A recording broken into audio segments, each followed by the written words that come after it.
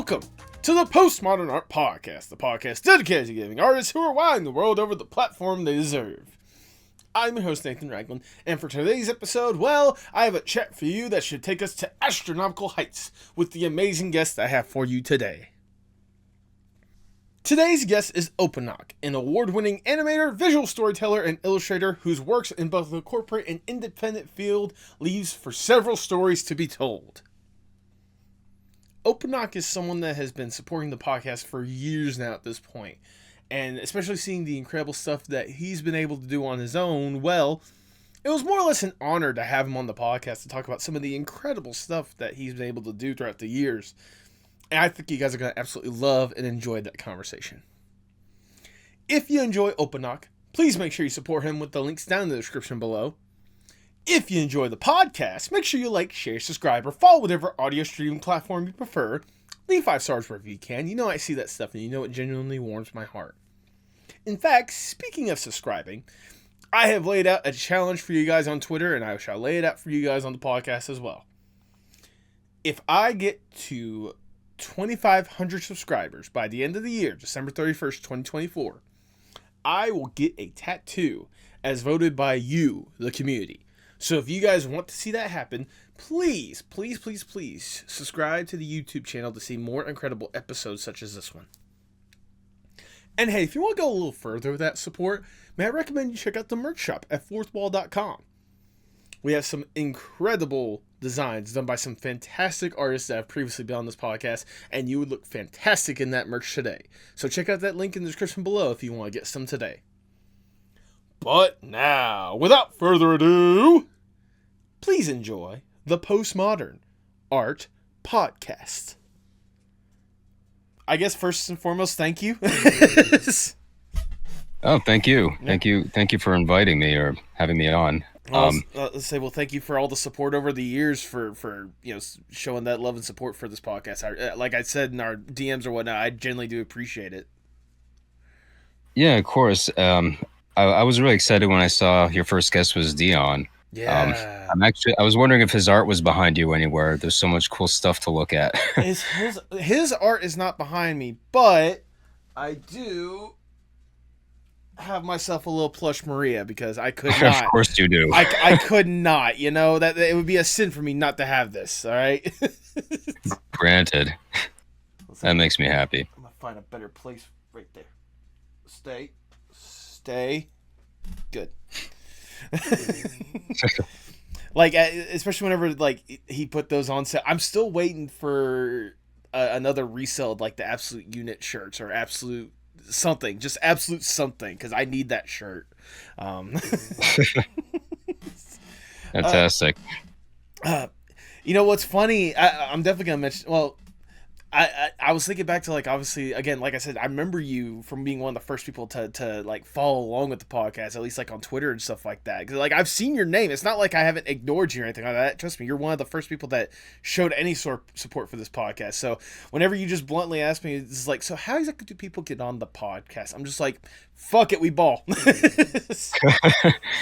Yeah, a lot of the earliest podcasts I listened to were about art, and whether historical or interviews with artists or critical discussion of art. Mm-hmm. So you actually talking to, frankly, a lot of artists were ignored. Artists who are online, VTubers, just people who don't get to be part of that discourse, even though they are. These are new media. Mm-hmm. It's like, that's fantastic because people find these podcasts over the years. They'll find Dion. They'll find, like I said, you've had a lot of VTubers on recently. Yes. And that, especially the artists, and especially in the case of VTubers, where you might be the only one personally, like in IRL. It's encouraging to hear another person, another human being talk about their experience. They may be at the same stage as somebody else who's listening. So I think it's really valuable as a resource to have these conversations out there. That's more or less like, in a long roundabout way, more or less like the way, like the mentality I had going into this thing, because like especially out there, especially whenever I started, but especially now, to where it's like it seems so easy for people to just post something out there, and people may appreciate the art piece, or it just kind of gets lost out there more than anything else. To have that kind of like direct feedback, and that direct person being like, "Hey, you're doing incredible stuff. I want to hear about what got you into this point or whatnot." That's the thing that I always like craved. I always love that kind of conversation at the end of the day. So I'm, like I said before, I really am glad you find value in this podcast, and I really do appreciate the support for years on end at this point. Seriously. Yeah, of course. I was gonna say, I know. So I know D was obviously one of the first ones. Have you? I don't know how well you've been keeping up with the podcast, but do you have any like favorite episodes that you can think of? Because I'm being a little self indulgent right now. I've listened to so many of them. I I'd be it would be hard to pick one. Usually, I listen to pretty much any episode that comes out. Okay. And like see if sometimes if it's an artist, like maybe they're just in voice acting, it's like maybe what they're talking about doesn't line up with like something that I can invest in too much. Right. So it's like some more than others, usually like animators, industry experience or not. Yeah. Those usually connect more with me because everybody you talk to is pretty much a storyteller, but that's more one to one for me.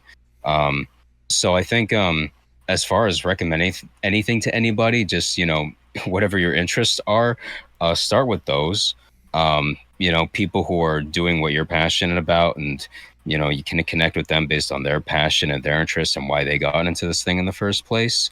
Dion happens to be a close personal friend, but he also does comic strips, which is something that I feel like is very much in need of an update, and he's someone leading a charge, I feel like, in print especially. So he is someone, whether I knew him or not, I would be very interested in. Absolutely. Yeah, it was an honor to have him on as like the first like official guest, aside from the pilot episode where I basically tested to see if I could do this thing, which thank God I did that pilot episode, because Dion's interview would have been an absolute disaster if I didn't know how the internet situation was. So, And he has such an enthusiasm, like a lot of us. He could talk all day yes. about this stuff, so it helps. Absolutely. I need to get him back on at some point, because it's been too long. Obviously, like what by the time your episode comes out, it'd be like close to episode 180 at this point, if it's not already past that point. So yeah, I kind of need to get him back on and just be like, let's do a little bit of an update, because it's been a minute. It's almost 200 conversations you've had. I What know. are what are some of what are some of your favorites? Oh goodness. Okay. The one that there are several ones that I could just list off the top of my head. I know the one of the ones that I hold near and dear. Like, first off, any of those first like 5 or 6 conversations immediately. The ones that was like D Senpai Beth left at London. Sarah Serval Fisher, who is now Giga Seraph. Like any of those first 5 ones, those alone were absolutely great, because it like more or less made me feel comfortable, made me realize, oh yeah, this is a thing I can absolutely do. Um, ep- Sure. Episode 13 with Joe Horn, just because I got to talk to someone that basically like helped with my childhood, because I was a huge fan of Class of 3000 growing up. Of course. So that was definitely a good one. Let's see. Senior Palo was a really good episode, just because the vibe was exactly what I was hoping for and then some, and it was such a great Yeah. conversation to do that. As well as let's see, was it Faye Space Critter was another good one, just because their energy was just perfect. Um, See, that's the thing. Like, I look at my episodes like I have children in a way. Like, I don't have an absolute favorite. I have a least favorite, but I have. No, I mean, Interesting. I mean, I mean those episodes alone that I listed off of. I mean, and on top of that, like, it's not just the conversations I have with these people. It's like the connections I've been able to make with a lot of them, either before or after the episode. Like, for example, 25 Tipsy J Hearts. If I didn't have that conversation, I wouldn't have the person that helps me out with the podcast the most, and I wouldn't have an opportunity to be making a indie animated series with her. Like, Yeah. that conversation alone blows my mind. If I didn't randomly join a VC in the JC the Caster Discord server, I wouldn't have met Aiden Arch, who at the time was known as Drags, have the interview with him, and then him basically being my brother from an Australian mother at this point, you know? It's a small world. You know, Exactly. even there's a you have a was it Amateur April or something like Yes, that? yes, I do. Um, I think those are great too, because even if you've been working for years as a professional, you might come to points which I have, like, what am I doing? Okay. What is the next stage for me? And definitely someone who's at the beginning of their career, um, they're going to be more honest a lot of the time than someone who's a professional, because either a professional they just may be happy where they are, they have their niche, or they may not necessarily, for whatever reasons, want to be open about, you know what, I actually feel kind of lost, I'm not sure what the next stage is. Hmm. So the amateurs still, they have that passion, it's just they're figuring out, how do I want to direct this, what's worth my time, how will I make money? Exactly. All these questions and more. Plus, for a lot of them, like the reason why I wanted to bring them on for Amateur Aprils, because like that, like you said, they're just getting their start into the world. So like maybe introducing them to an audience that may be able to connect with that person and help them kind of guide them along a path is something I at least hope to do with it. So Sure, yeah, I followed quite a few of them, so I good. was I think it's a great project. I once again, like genuinely from the bottom of my heart. I'm not just saying this because we're recording right now, but genuinely from the bottom of my heart, thank you so much for all the support you've really given. Sure, I'm sure. not gonna lie. Like earlier this week, as I was like mentally preparing for this episode, I'm like, I'm gonna get a little bit emotional. I just know I am because you're legitimately like one of the first people that have shown the support for the podcast, and I know it may seem like I'm just saying this stuff on like a weekly basis or whatnot, but I genuinely do appreciate the people that are willing to give a little bit of their time and effort to show any amount of support for this podcast. And you were basically one of the first ones, so I mean, like it's cool to be able to sit down and talk to you about the stuff you're doing. So Same. You know, a funny thing I thought about too, before I forget, I think you provide a public service because a lot of artists, like I said, we're a loner. You know, we're loners. We're an isolated lot. So you you'll spare the people in our lives from being driven insane by us wanting to talk about this stuff, uh, exactly. like a therapy session. Because like I'm the same way when it comes to the podcast. It's like you're so passionate about it, but at least in like your direct surroundings, there's no one you could directly talk to about this stuff that like you want to be like as excited and geek out about this stuff because it's the stuff that you're passionate about. So like having a platform like this for a lot of people that may not have that opportunity, it's such, like you said, it's a therapy session at the end of the day. Yeah, and I hear it come out at people, especially they haven't considered, why did I get in this as a small child? How did I get here from there? What's the A to B from that? Yeah. And it can be like, wow, yeah, after all these years. Yep. Indeed. Indeed. But now let's get to the actual let's get to Right. the actual thing. So, all right, oh, but before we really begin, I must ask the icebreaker question of the podcast, if I may. Let's say you get to go to a desert island on your own accord. It is just you alone with your thoughts. You get to kick back, relax, breathe, get to truly enjoy yourself for a little bit. With accommodations, you're not stranded on this island. It's like your own little personal B&B paradise away from society for a little bit. To make sure you don't go completely insane on this island, you can bring one piece of media or one piece of art with you to help with whatever kind of headspace you want. If given this opportunity, what would that one piece be? You know, I realize you make sure people know they're not stranded and they're going to die, so they're not like, I'm just gonna pick a bunch of laser discs and make a raft so I can sail to safety. But I think it would have to be an album, Okay. because I think with a lot of other kinds of art, especially story based, it's very very specific. Mm-hmm. So while I love those things, I love movies, I love books. Um, I think with an album, um, you can interpret it freely, more freely while you're listening to it, and it's composed of a bunch of different stories, Right. potentially.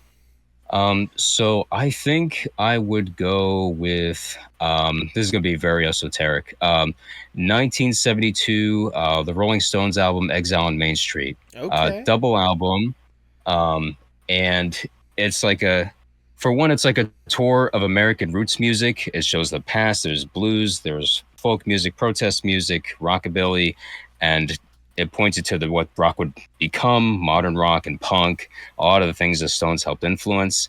But in that album, you get 18 different stories pretty much. Okay. And what I love about the Stones is that they use music to tell the story. Like their drummer, he's a jazz drummer, and jazz drummers are storytellers. Yes. One of my favorite songs off that album, "Tumblin' Dice." The lyrics of the song, this guy's bragging about being a womanizer, and he's using gambling metaphors. But the drums, if you listen to the drums, at the end of every verse, it's almost like a comedy rim shot tumbling over itself. It goes do do do do do do, like it's telling you this guy's kind of a loser. He's not everything he's cracked up to be. And the guitars are slurred. Mick Jagger's having to, he's lower in the mix, so he's having to fight to sing over the music. So it's almost like a doth protest too much kind of thing before the big reveal at the end, where, yeah, he's pretty much crying and there's a flickering of piano to symbolize that. That's just one song. And that's me listening to it over years and getting more and more out of it. So yeah, definitely Exile on Main Street. I mean, that's the thing that I feel like bands like the Stones don't really get as much credit for. Like, we all obviously know the hits and stuff like that, but especially like back in those days, those guys were just as much storytellers as like anyone else like before their time. So like, especially hearing like just an entire album that's just basically like a collection of stories, an anthology series in the way that like on this little island paradise you can envision. Like I get it, and like I definitely need to take time to listen to this album, because just hearing that song alone, like I'm hooked. Like it sounds like a very interesting, provocative, like thought-provoking time. Yeah, and I think what we don't appreciate about some of our favorite artists and musicians specifically is they were, a lot of them were in their 20s when they're writing this shit. But there's lifetimes behind these albums. Yes. And the stories they tell. So I think that's why albums, as much as anything, they can feel very personal. You have your favorite albums from when you were 15, and maybe some of them you're like, oh, that's cringe, I don't listen to that. I know a lot of people who swear off Blink 182. I have nothing against Blink 182, but they listened to them when they were young and they're like, oh no, I don't listen to that. It's like, you don't have to be embarrassed. But I think a lot of us, we take those albums through our whole life and they mean something different to us when we're 20, 25, 50, 60, whatever. So yeah, I with the movie, I have a lot of favorite movies, but I think something like Punch Drunk Love, for example, you can interpret it, but it has its characters, it has its dialogue, it has its visuals. Like things are grounded in something that it's harder to ruminate over compared to an album. Books in a similar way. So yeah, Exile on Main Street. Regardless, that is your answer. You are locking that in. Yeah, number 2 would be Minecraft, obviously. I love Minecraft. I'm not even kidding.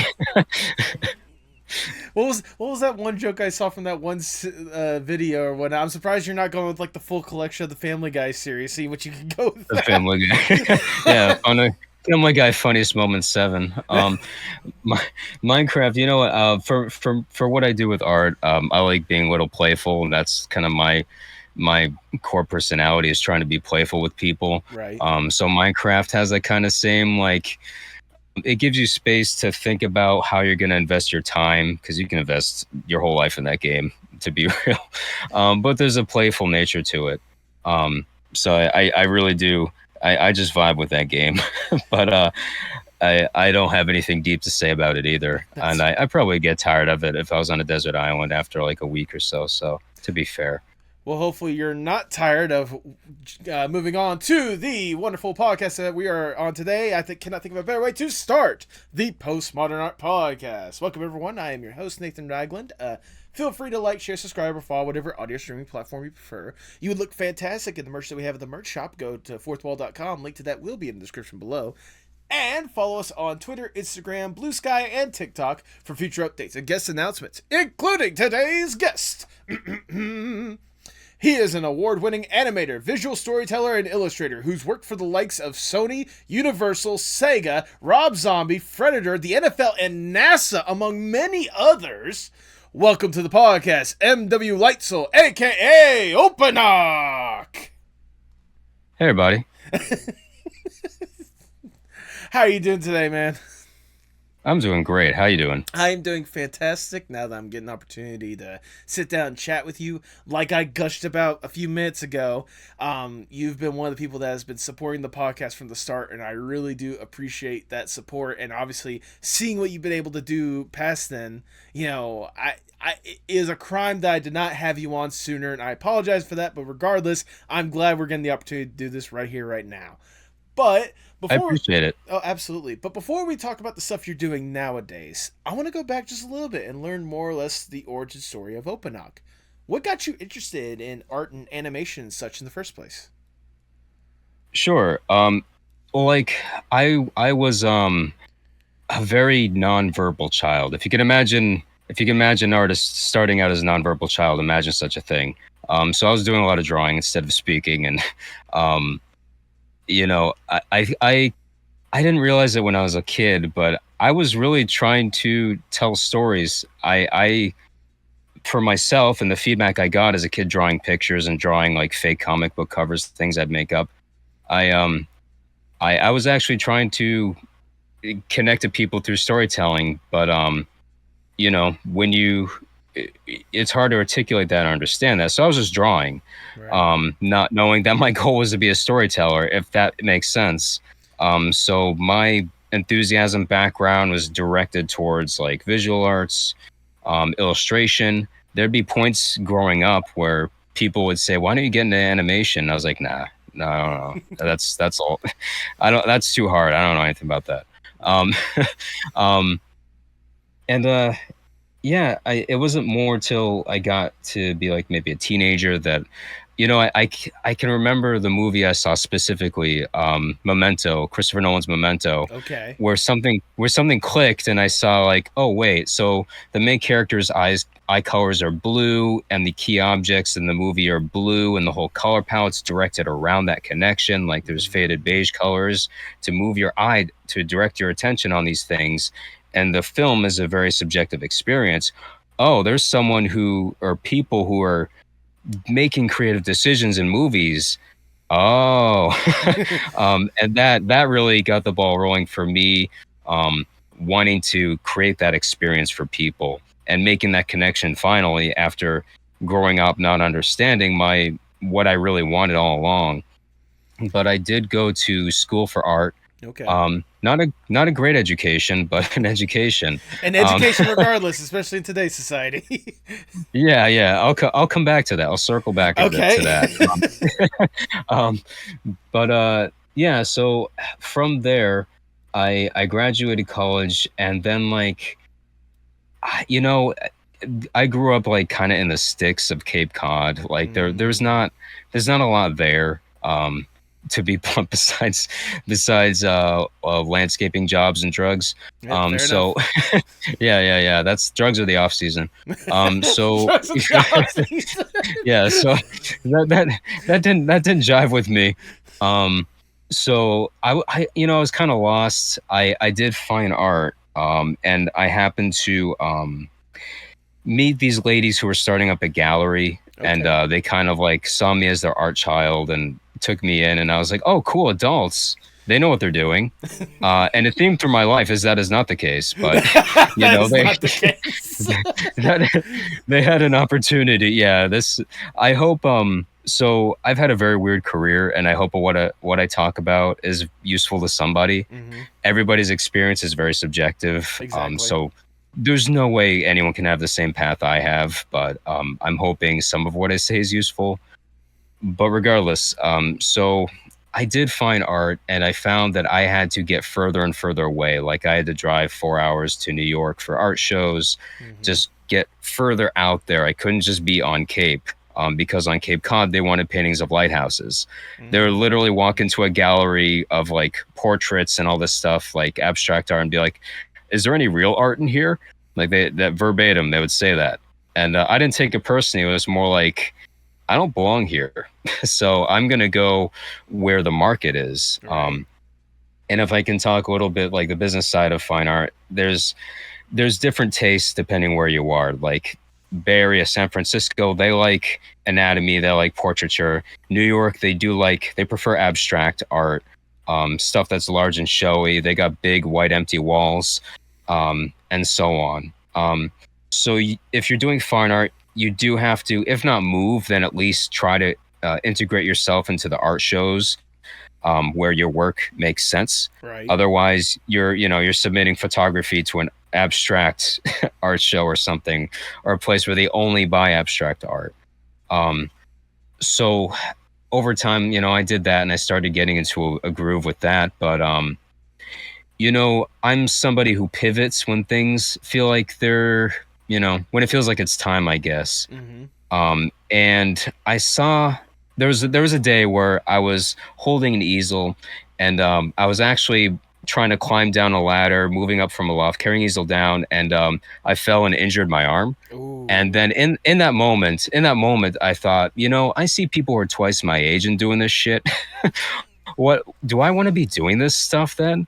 Right. What does the future look like? And it was like this, and I have some of these moments later on in my life where um, maybe I need to be doing something else, and not really quitting, just more like if I'm wary of something now, maybe I should like explore that. So that's when I started doing illustration animation for freelance. Okay. Like I got into Flash, like most people start out with, and I just started making like web cartoons like when I was an older teenager. Um, like a lot of people. And I found that I loved writing. I love writing humor, and I got pretty decent at it. And so I did have like a portfolio by that time. And that's when I happened to get a job through a freelance contractor. I moved to New York, really spur of the moment. Like they hired me on Friday, said we need you here by Monday. So I had to like say my goodbyes on Saturday and move my whole life from Massachusetts to New York on Sunday. That was a trip. I don't know how I did it. It's like I I'll don't say even both, remember how both, that worked out. both figuratively and literally. Must have been quite a trip. Yeah, it was, and it wasn't easy, but I love New York. Mm-hmm. Not everyone does, but that's the place that feels like home to me. Um, it was, especially I was living in Queens. It was a very welcoming environment. There's a lot of creative people. People are very serious about what they're doing. Right. So I did that for a while. I worked in advertising there, and again, like I would recommend anyone who's doing design, illustration, animation, see if you can do some time with advertising, because that's when I got to work with the NFL, DreamWorks, the Pope, and not that I've always wanted to, but that was out of nowhere. Like Wait. so, Oh, Pope. oh yeah, yeah. In all the research, I did not see the Pope as one of the names listed. Huh? All right, so let me go down this rabbit hole for a minute. So there was a company that wanted to advertise the Pope coming to New York, and this was Okay. like 2016 or 17, something like that. Okay. And so the Pope came over. They actually showed him my work, and is like, "Oh, I look cute." He said something like that. The interviews online. What's his name? Pope Francis. I'm not religious, so Yeah. forgive me. Fair enough. Um, but I'm not even trying to brag. It's just like, yeah, advertising, you're going to be working with a lot of like high-end clients, and especially what I was doing, where it was digital like assets like emoji and stickers and apps and stuff. They don't know what they're doing, so they trust you to redesign their characters and have fun doing that. So I got to work with Sega and pitch them different designs for Sonic, like Mm-hmm. cool opportunities you might not get otherwise. So, and you get good benefits through working with ad agencies. So, highly recommend that. Um, I think a lot of people write off advertising, but it's really comfortable, to be honest. Um, I was gonna say I know that from like for me and my limited experience when it comes to advertising stuff like that. When I went to school for filmmaking, I got some buddies. They go by Sozo Bear Films. To where they're doing like they're obviously live action people and whatnot, but they're doing like incredible like ad opportunities stuff like that. I think I saw recently they got to do an ad campaign for Wix.com that I saw on TikTok just randomly passing through more than anything else. Oh, cool. So like being able to see kind of like stuff like that, but then on the side like they're able to do like their short films and stuff to where they're able to like creatively put themselves more into and have some fun with. So Yeah, Yeah, ads is definitely there. that name's familiar. That name's familiar, so I'll have to look into them. Hmm. I mean, I highly Uh, recommend them. yeah, and from there, I worked at a motion design animation studio. So something else I can talk about industry related, the difference between New York and LA. Um, so with New York, they don't know what they're doing. So what that looks like is you have a bunch of people learning new skills on the job, and it's all duct taped together. And you finish a video, everyone's pitching in. With LA, they have pipelines. So Okay. there's like art directors, lead animator, cleanup, all that stuff, post production. That's that you get a different education coming up through either system. With the advantage of LA is obviously you understand how the industry works. So it's easier to get a job from that end. But with New York, the advantage is that you get a lot of different skills Oh yeah. at random. So for the interview I had for this motion design studio, they needed After Effects. I did not know After Effects, so I taught myself After Effects for the interview, like probably like everyone else did. Hmm. And I got the job, and I learned After Effects, and I use it every day now. A lot of animators that I talk to who work in the LA system, they don't do any post production. They don't know how to do it. Okay. So if you're transitioning from New York to LA, that is an advantage you have. You can animate and you can comp. You can do effects. Um, that's just a little piece of advice. The other thing is it makes you very self-sufficient. So I make a lot of animations, especially for my friends now who commission me for projects. Hmm. They all look different. They're all very weird. If you've seen my Twitter lately, Yeah. um, yeah, it's very strange, but exciting and fun. I would not be able to do that if I didn't come up through this shabby, broken system in New York. Based on the conversations you've had with other people, is this a familiar topic? What, like the New York system or whatnot, or? Yeah, yeah. I honestly, like, I haven't had too many people tell me about like their experiences like in the places themselves or what. Like, I've got a lot of people that tell me about like the LA system and how that's more or less worked out, and like I've had people tell me about how it is up in New York or whatnot. But like getting like that more or less like the pipeline that you're talking about, this is something that like I'm still learning about myself. So like hearing you go talk about like how you went down that path and all the how broken that is compared to like how more or less streamlined LA is or whatnot. Like it's very interesting to hear. I'm wondering if that was just like specifically your experience or if it's like a general like consensus that you've mentioned to other people that have also worked up in New York. It's a real thing. Like there are some studios that have LA, New York locations like Titmouse. I'm Hmm. sure they have more structure. I'm very confident. But in Brooklyn especially, there are a lot of these animation boutiques, motion graphic studios. And like I said, it's more like wherever you can pitch in. If you have more skills, then you can climb higher up the ladder. So Okay. there's no pipeline.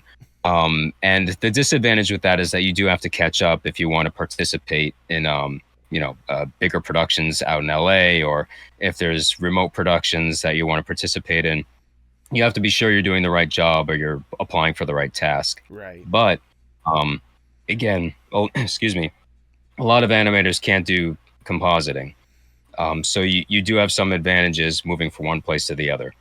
I imagine also in like a system kind of like we were talking about in New York. I imagine it's a lot easier for you to be able to, I guess, like experiment in different dimensions of animation. Like if you want to try something, hey, we're a little short-handed here. You want think you can help us out with compositing, or if you wanted to learn how to do like in betweens, there's an opportunity for that, or something along the lines of that.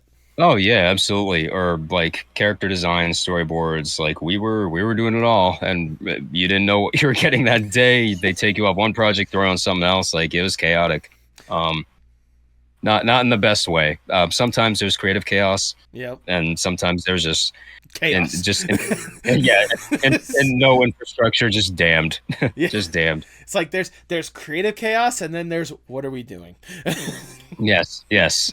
Um, And yeah, from there I moved to California, and like the Bay Area, Silicon Valley, and this is where having a terrible education comes in, Okay. because so I'm not going to get too deep into this, but um, a lot of people might move here and feel inadequate, feel that they're not smart, and it's not that you're not smart. It's that a lot of people here came up in a totally different education system. Right. So there's a lot of stuff that you kind of have to don't feel bad. Like there's just stuff that, You have to how do I adjust say to. this? Yeah, yeah, you have to adjust to. And with a lot of this stuff, you fake it till you make it because you don't know what you're getting into in the first place. When you get your first job, Mm-hmm. um, you know, you don't know what they expect from you. So you stand up straight and you wear your nicest clothes or whatever. you know, you do that because you want to be somebody, not because you think you are. Right. Not yet, anyway. So when you move here, people are using they're using like a different language to describe design. And it's like, oh yeah, yeah, I know what you're talking about. And it's not that you're falling behind or anything like that. It's just like, they just use different vocabulary because they came up through a different education system. Right. They got a different mathematics in school. They got different lots of stuff, but it doesn't mean you can't have a good career and all that stuff here. It's almost So that's just it's almost like learning a new language in the first place. As well as like it's not that you're any less educated. It's just one of those like you learned a different thing than they did, and you're just trying to figure out how to more or less, I guess, like integrate it with what you already know and figure out how you can be efficient in what you're trying to do. exactly. Yeah, you may be a harder worker. You may have more raw talent. It's just there are very superficial things that they look for that you just need to be aware of. Like here, one thing I learned is that they worship the grid. The I had never heard grid. of the grid before. Yes, the grid. The grid is the most important thing in design. So, you got to learn the grid. Not going to break down the grid. I'll just leave that for everybody to look up on their own. There was no grid in New York. Well, it's like I love how you're like it's so hard for people to get integrated. Let me tell you about this one thing that we have. I mean, I won't go in details on what it's about, but that's for everyone else to learn. It's not hard. So it's a matter of like you break down your workspace, your screen, in like a 3x5 grid or whatever Oh, grid, okay, and you just make sure things line up.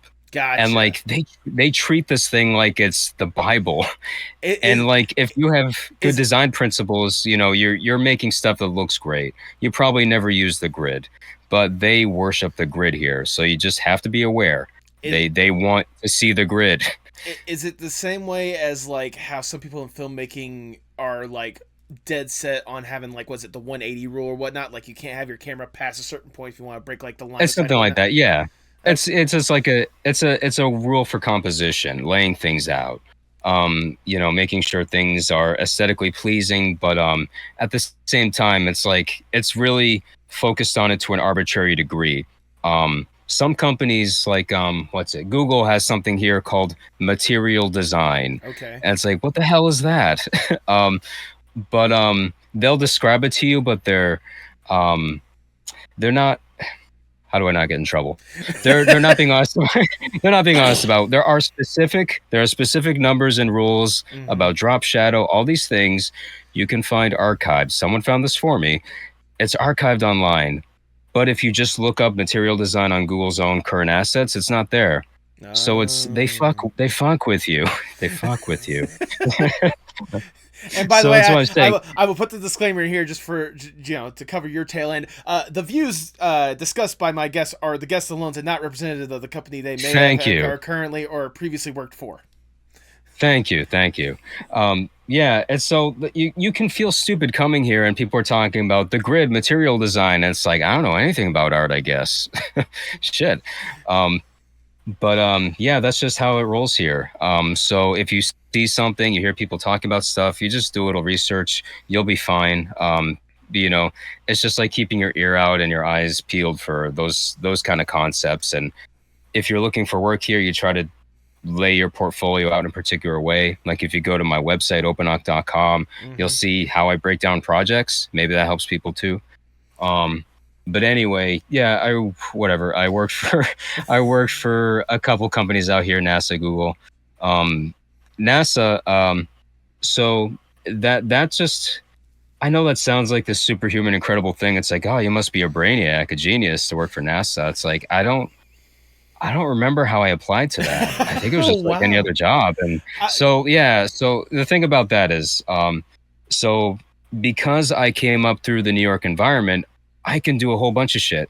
right. So they saw that I could do that. And the advantage of that is with NASA, you need a certain level of government security clearance in order to participate in their projects. Mm-hmm. You know, I'm an animator who does. No, they had to do that for me, but that meant mid-project they didn't have to hire like a voice actor, a compositor, because there wouldn't be time. Right. I did it all. So like whether I do it really well or whatever, that's up for anyone else's, anyone else's interpretation. But I can do those things. So we can go from A to B with just me, and things work out. They don't have to pick up other talent along the way. The project isn't limited by not having extra staff or not being able to hire. So again, like, if I didn't come from New York for that ramshackle system, then I wouldn't have been able to work in NASA. Right. Like anything, I applied like any other job, but I was very fortunate. With Google, I'm trying to think if I can tell. Yeah, I can talk about this. So the reason they hired me is they have a YouTube Kids app, Right. and I when I study animation, and even ever since when I was a kid, like, again, I wasn't conscious of these things, but my brain was building a visual vocabulary of like frames per second. How does this work? Mm-hmm. Like some animation I wouldn't like as a kid, so it'd make me nauseous, to be honest. Like, Valid. I'm not sure if you've heard of the Kennedy kick dance. There's a studio. There's a studio called Kennedy Studios that worked on Tiny Toon Adventures. Okay. And yeah, and they have this. It was a studio that could not stay on model, and that's whatever. I don't care about that. But they would make them move in this really nauseous way, and they had a dance, this really obnoxious dance they would make the characters do on Tiny Toons, a pup named Scooby Doo. Like a lot of these shows, they would copy paste this dance, and it revolted me as a child. And I didn't know why, but now as an adult, it's like, oh, these are the fuckers who did it. It's always these shows that I hate, and it's like this studio's responsible. But anyway, so so growing up, I kind of understood how limited animation worked. Right. With anime, with UPA Studios, one of my favorite studios from like the 60s and 50s. Absolutely. So with Google, they wanted to do animation on the YouTube Kids app. Mm-hmm. But animation takes up a lot of weight and can make an app run slow. And maybe you see where this is going. Yeah. If they hire someone who understands limited animation, they can bring you on board, and you can help their app run faster. So I got to write a rule book for this is what you do, this is what you don't do. Okay. With After Effects, and this is a little bit deeper, but maybe it's useful for somebody. After Effects can export code using a plugin called Lottie.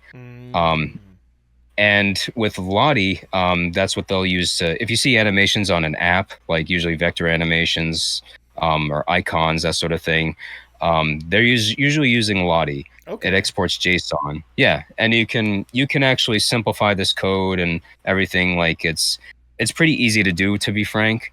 And you can simplify the code, make it more lightweight. But that's a very useful skill to have, especially like if you're in New York or the Bay Area, Silicon Valley. Everybody's looking for that. But yeah, that's mostly what I did for Google. And I wish I had more to say about those two particular experiences. So with a lot of tech companies, and I'm not going to specify any one of them, things can be like a poorly oiled machine, in that the things move very slow, and they, even if it's a bad idea, they're going to launch it just to have the data. Right. So if you remember, Google released a console. Yeah. The Stadia. Stadia. Yeah. I remember the Stadia fondly. Yeah. Like no one was surprised that didn't do well. But to them, it's like, oh, now we have this information. Now we can use this data. So a lot of times you're working for these tech companies, and I'm not even trying to single anyone out. Right. This is just how they work, and I don't understand it. I don't know who understands it. Excuse me. But it can be frustrating.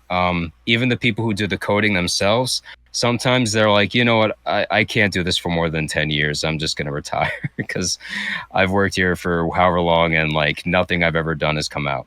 Yeah, I This can is not imagine. fulfilling. Yeah, and you hear the stories about game development, them going through that. It happens with all software, it feels like. Um, and yeah, I got to a point, and again, I'm not going to single out any companies. I got to a point where I was like, you know what? I really want to focus on storytelling. I'm friends with a lot of streamers right now, so I'm just going to collaborate with them. And again, if you Right. look on my Twitter, I'm doing all sorts of crazy stuff.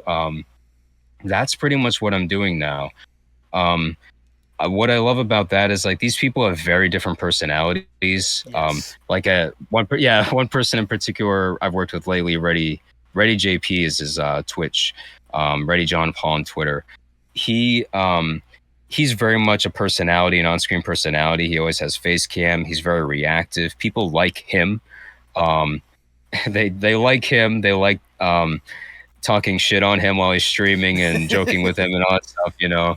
Um, but he's great, and every time I make something for him, I want his face there because he's like, to me, he's like the host of the thing. Right. So it's not easy. It would have been easier for me, honestly, to like just animate a version of him and have that moving around.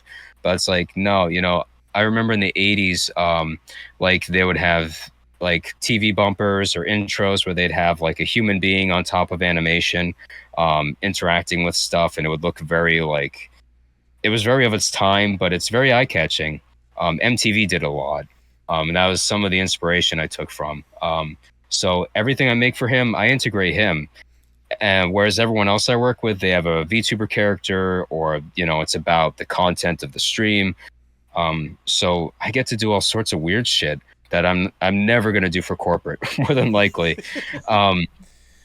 But I love that I can help people. They have this vision for their brand and who they are, and they have their sense of humor pre-existing. So it's not like I'm lifting it out of thin air, but they provide the inspiration.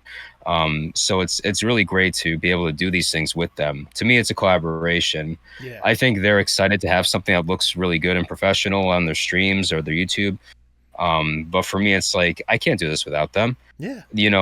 I don't know, like one of the animations is JP's head coming out of a pineapple. It's like I couldn't have come up with that without him. It just wouldn't exist.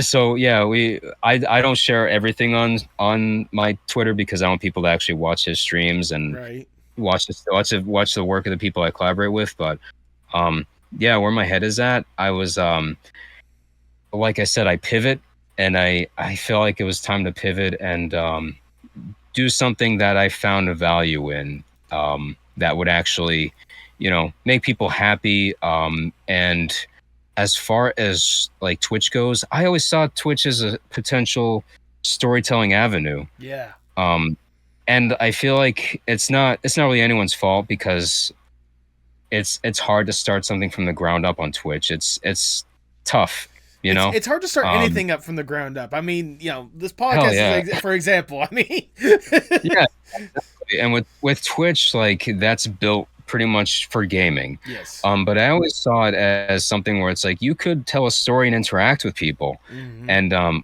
see some of these people wanting to do that, and it's like, well, shit, let me help you out because like this is what I want to see in the world. Yeah. So another friend of mine, Mr. Bob Dobbinator on Twitter, Okay. Mr. Bob Dobb, I think on Twitch, he does like a almost like Space Ghost Coast to Coast like call and talk show. Mhm. He just started it like this week, Okay. and I helped with him like the look of it, and he wanted a stage that looked like shit, like it was handmade and falling apart, and there were like piss stains and mold and all that stuff, and it's like, yeah, hell yeah, buddy. And again, I'm not gonna do that for corporate. No one wants that. Who wants to see that? Yeah, my manager's not going to ask for piss stains and mold and unless you're trash. literally working for Adult Swim, which is about the only place where that stuff would thrive or whatnot. No one else in a Exactly. big corporate space like that is going to ask for piss and shit stains. All right.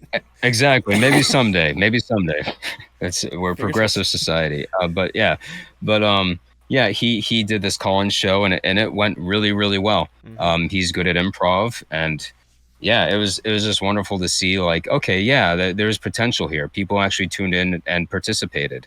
Um, so yeah, right now that's what excites me. Good. Um, yeah, Say, I'm glad you went all in when it comes to the story. As for the origin story, you just gave me the story. But yeah, no, yeah. You know what, I didn't know where to start or stop. hey, you know what? So No, as I've said many times before, when it comes to this podcast or whatnot, like I let the guests more or less just go on whatever trip that they want. I'm just the person that's in the passenger seat, just listening along. Maybe I have a map being like, "Hey, let's let it this way. Let's talk about this for a second or whatnot." I mean, like honestly, like hearing all the different aspects and all the different like peaks and valleys, trials and tribulations that you more or less come through, like starting off in the the wonderful Cape Cod sticks or whatnot, to where look, I fully know where you're coming from. I came from Central Illinois, to where the most that they had there was cornfields and meth. So oh yeah, I know exactly what you're talking about when it comes to those sticks of Cape Cod. But like getting the opportunity to really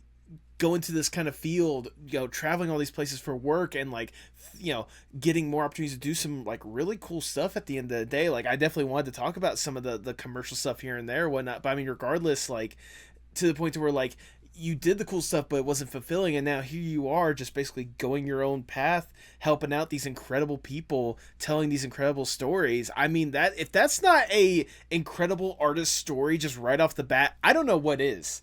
Like, well, I appreciate that. And I omit it a lot because it's like you pulled the string on the doll and it just never shut the fuck up for 20 minutes. So again, this is I a should have podcast. stopped the questions. This is a podcast I encourage rambling. So if nothing else, you give me the story, I can like cherry pick through certain parts right here and be like, hey, let's elaborate on this for a second. Like for example, one of the things, Yeah. like one of the things I wanted to elaborate real quickly is you said that like in your early teens, or at least starting out, you were really into the animation aspect of it. Like you were doing animations. I know a lot of people may have known you online beforehand for some of the animations you may have done. What got you?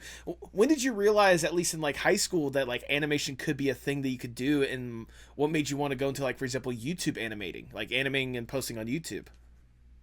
Yeah, I mean, there were already so many great creators like that. Early on, there was like Ego Raptor. Yes. Um, even I think he's not in any way like a kindred spirit, but I always love where he's coming from. David Firth, Okay. with like not just salad fingers, but just pretty much anything he does. Right. Like he's somebody who doesn't. And I did. There are a lot of great internet video game parodies like from the time, but like he just doesn't do that stuff. Like he just does David Firth things, Yeah. and seeing that just prosper online, I was like, oh my god, there's potential. On the internet for just artists to create a whole backlog and have their whole career just be something you can look through and marvel at beginning to end, and just be its own weird bubble on the internet, and be successful. For me, like, I'm trying to put this without sounding self-deprecating. Like, I had a couple. I had a period of time on YouTube where I started doing well. Like I think my biggest video got like 50,000 views or something like Okay. that, and it was going up, but it got to a point where with YouTube, every time I started to upload, I would just lose subscribers. Right. And like it got to a point where even though I was part of an MCN at the time, Frederator, which is still around, and they're great. I love Frederator. Mm-hmm. I'll come back to them too. Um, uh, Even though I had those resources, it was like, again, I pivoted. I was like, you know what? I'm not the sort of person who's going to want to like suss out all these people who are making claims on videos and try to fight YouTube and get videos put back, or they're going to say, oh, there's nothing wrong with your channel even though I'm losing subscribers every time I upload. Right. So it's like, you know what, fuck it. I'm making my animations, that'll be my portfolio. I will put them online, but I'm also going to focus on the corporate side of things and just building skills and all that stuff over time. With Frederator, they invited me as a member, like I maybe 2014. I don't even remember. Oh wow. But they introduced me to like Dion, mithzan, who's someone I work with pretty much all the time now. Mm-hmm. They're great. They're still great. Their people still check in and ask how I'm doing. They're very lovely people. I know MCNs have a shit reputation now, and deservedly so, but they're good. I like them. I was gonna say They've been I think the corporate aspect of the MCN people hate about. The people themselves are the things that people don't like. I feel like there are obviously good people that were part of MCMs, but like the corporate aspect of it, I can understand why people give it shit. and the thing with Frederator too is like I don't know how many people are aware that with Frederator, the animation studio and the MCN, that was started by Fred Seibert. And Fred Seibert is he was the original creative director for MTV. Right. And when MTV was getting big, he was the guy who had the vision that helped it grow. He then went on to produce the What a Cartoon series on Cartoon Network, and that's where Powerpuff Girls, Johnny Bravo, like the big cartoon boom on Cartoon Network started. Like he's a guy who supports new artists. And Frederator was his vision for supporting like the artists online, the animators online, and helping them grow. And he's actually someone I've been able to talk to one-to-one many times. He's super generous with his time, and he cares a lot about fresh talent. So again, like I think his company, he left there recently, but he's serious about making making things easier, helping elevate younger talent. Right. So that may be why Frederator worked out so well compared to the other MCMs, which were scams. Yep. Yeah. Does anyone remember Machinima? Anyways, Sure do. And yeah, he's so as I've gotten like on with my career, like I've wanted to take on a producer role, and he's been producing for years and years. Produced Adventure Time and all these hits, and so he's someone who's been willing to talk to me and like just say, hey, go for it. You can always, if you have a question, just hit me up again. So yeah, he's wonderful as a mentor and dare I say a friend. Where was I going with that? Frederator. Yeah. Oh, so something else about Frederator is they have an animation studio in LA. And like I said, I was making cartoons as a teenager, as an adult. Like believe it or not, there's some I'm still working on, even though I haven't released anything in forever. Okay. And yeah, I've got stuff on the backlog, but like I said, I'm kind of focused on this other stuff right now. Right. But I was curious about like the system. Like, if I want to be a writer on TV, how does that work? And I asked Frederator, hey, I'm going to be out in LA. Can I talk to some of your writers? And they said, sure. Again, they're great people. They hooked me up with the writers out there. Right. So I go out there and I talk to them, and they say the way the system works pretty much is like you start out, pretty much as in someone who's like an assistant, and then someday you maybe work your way up to the writer's room, and then maybe someday you're an assistant writer, and then maybe someday, and it's like, you know what? I'm good. I'm good, thanks. So the thing I've done as an animator is that what I've noticed, and I let me know if this doesn't make sense, is once you become part of that pipeline as an animator or someone in a production studio, is that you become like a worker bee who's you have a very specific role. But if you're on the outside, you're seen as a subject matter expert. So if I'm called in as to give consultation on a project, like how do we execute the animation here? What technology software is it possible? They sometimes give you more respect and, to be honest, more money. Okay. So that's been the domain that I decided to focus on. I definitely have intention and have pitched animation projects, shows, that sort of thing. But at that moment, I realized I am not a charming person. I will not thrive here. I'm not going to work my way up in that way. And not that the people there were very nice, but in corporate environments, it's not always how hard you work, the quality of your work, that means you get elevated. It's oftentimes a politics thing. Unfortunately, it can be like a gender and race thing. So it's not something where like you work hard, you'll make it, like the boomers tell you. No. and I don't have the personality for that. Like I said, I gotcha. um, yeah, I do not have a winning personality. And again, not self-deprecating. It's more like I've seen how my life goes. I can make a connection with art directors and people who hire and that sort of thing. But when it comes to sort of the socializing thing, that's not my strength. So I would put my career in jeopardy, making that something that is going to affect how I'm rewarded for my work or how I am perceived. So I opted to work on the outside of the system. So I've worked with companies like Sony. I've been brought in from the outside Okay. to work as like, how can we do this music video or this or that kind of project? Um, and that's worked fine for me. Other people, I have friends who work in the industry and like they're very happy where they are. They came up from SVA. They have those connections and things are working great for them. Mm-hmm. Um, I had, like I said, a bullshit education. Not bullshit education, but not. Not I didn't traditional come up from. education. Yes. I came from a school that is not really recognized by the industry. Mm. So I don't have that network. I they may not trust me because I don't come from that system. Right. A lot of colleges have pipelines.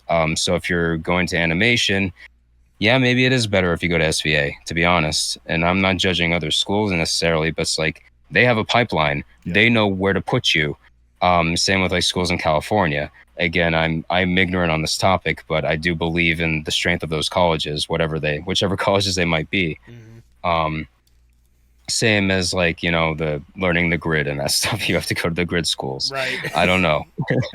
I mean, regardless, I think more or less, like with what you're talking about, and like how you're able to more or less insert yourself in some of these systems in a way, or at least whenever they ask to bring you in or whatnot, I think at the very least it showcases your, I guess, talent, knowledge of all this stuff, and being willingness to help at the end of the day. So the fact that you're talking about all these different systems and all these different pipelines or whatnot, but you've been able to get this far working in corporate stuff. So I mean, at least there's some way to be involved with it in one way or another. Yeah, and I don't want to paint a picture that I'm just like how do I say this? Disappointed or unhappy. It's more like I do want to focus on where my strengths are and where I'm Right. happy, and I do want to tell and a great thing on television. There's stuff I am working on, Okay. but I do not want to waste my life failing to live up to those things. Right. um, I would rather um, s- acknowledge the problems I am seeing and adjust. Um, and I can say that at least works for me. Like I said, if someone has very specific goals, there may be a school, there may be companies, there may be pathways that are very direct. Um, but me coming from the sticks, I already that horse had sailed, the ship left the barn. Yeah. So I had to come up with a stratagem to make that work for me. I'm sorry. Um, I never heard it phrased like that before, but I've always heard the classic. What was it? What is it? Is a bear Catholic? Does the Pope poop in the woods? Like that little mythical set. I have to remember that. I wanted to talk about the animation stuff real quick, at least like the earliest stuff, because I realized as I was doing my research for you earlier this week, I stumbled upon something that I had totally forgotten about. But if I can be blunt, I've known about you for years. And I just didn't realize it because Oh my god. because one of the animations I found, thanks to your portfolio, was whenever you helped out with Game Grumps doing some Game Grumps animated. And one of the Game Grumps animated that I fondly loved and remember is the Yeah, I'm Batman. That animation stuck with me for ages. Like I'm curious on like what was your experience like helping out the Game Grumps with that animation, and like was it I've never how should I word this? Like, what was it like working with them and like getting the opportunity to work on like a clip like that and bringing that to life? Oh yeah, sure. I'm happy to hear that. They honestly they're very supportive of artists Right. and just letting you do your thing. I I think that as long as it's funny, um, they really have just had positive feedback. Like the only like feedback was like, can you change this, that, whatever, has just been like formatting, because now they're doing like the YouTube Shorts. Right. But I would hear back like, Aaron loved this, or yeah, again, just nothing but encouragement. Aaron specifically, and there are other people that like are in tweens, um, and yeah, he's again another person who's super supportive of artists. I think he wants to produce animation and make that a goal in his life. Oh yeah. Yeah, so it was wonderful working with them. I don't remember how that even started, to be honest, because at the same time I was doing the frederator MCM thing, so I Right. was just Okay. working with all these different people all of a sudden. But yeah, if I ever have a project where it's like, or I see a clip or I think of a clip, it's like, hey, I want to animate this, I can just reach out and they're like, oh, sure, that sounds good. I send them a draft or I send them the pitch. I've never heard a no. Yeah. There you um, go. yeah, and they pay, and they're sure to pay, and um yeah, it's always been great working with them. Yeah, I was No, gonna. no complaints. I can only imagine seeing how many different animators they have worked with, and like I said, whenever I saw yours, like I almost like fanboyed for a second there because I used to love watching nothing but those like the animated clips in general. It's like your clip is one of the ones I fondly remember. Anything from Brandon Turner or Wazeldorf, anything from Lemony Fresh, rest in Oh peace to yeah. him. Like a lot of those animated stuff, and like seeing yours, especially how you were able to replicate like the Bruce Timm Batman style, like I thought it was necessary, but it was golden how well you were able to do it, but also like have that little goofiness when it comes to the situation that Aaron and Aaron and them were going through. Oh, thank you. Yeah, and I could never land on a specific style. It always changes no matter what I'm doing. There was one I did a few years ago where they kind of looked like Muppets, but again, they're just like, they like the cartoon, they take it.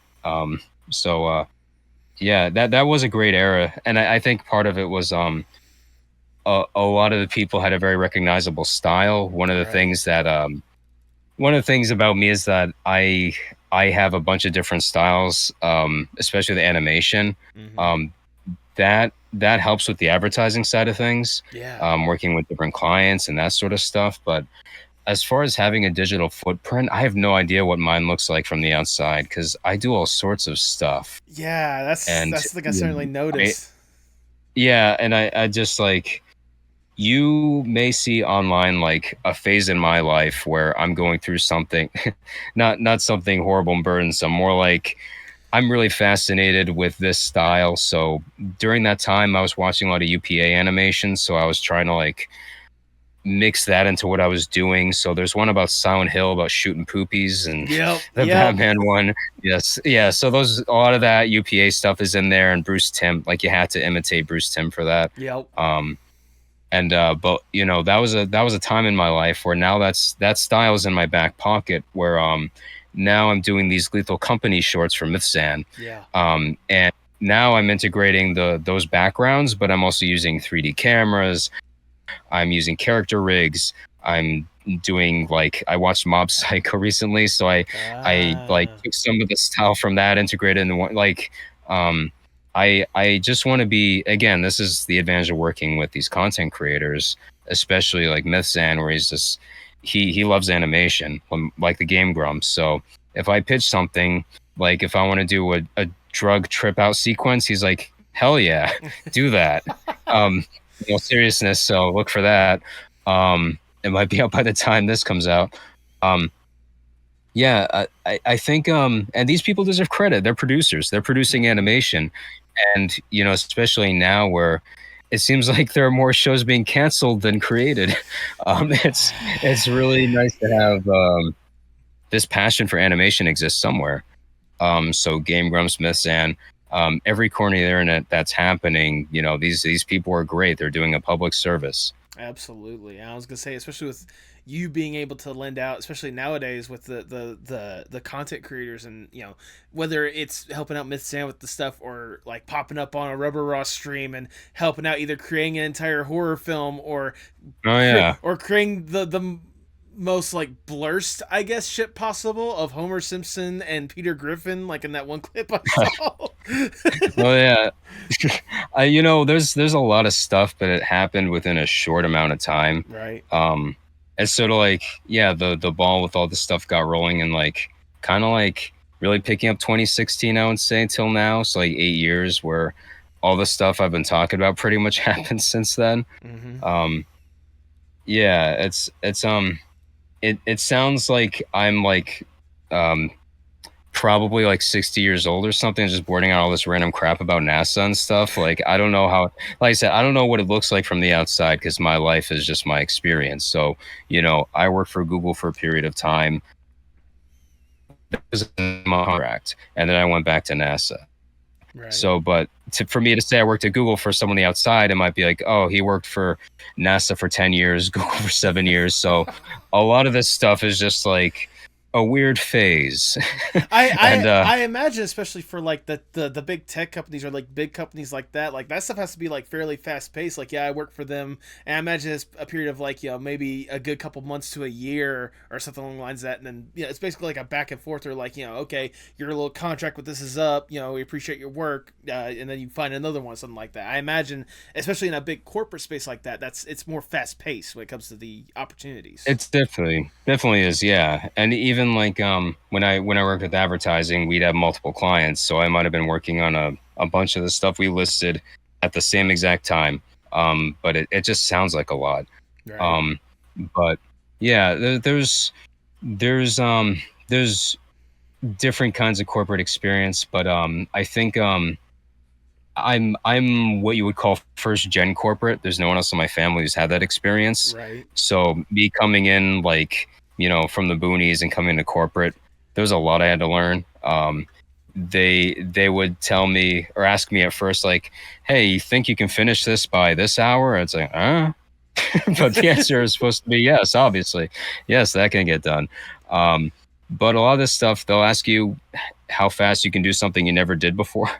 And you get into a flow and, they hired you to do a certain job. And a lot of time, yeah, if you believe in yourself and just do the thing that they, however it's described, you'll be fine. Unless it's a horrible company that you see the other employees' faces looking downcast and sad. There are those jobs where you go for the interview and it's a bad idea. Right. So sometimes you know what you're getting into. Yeah.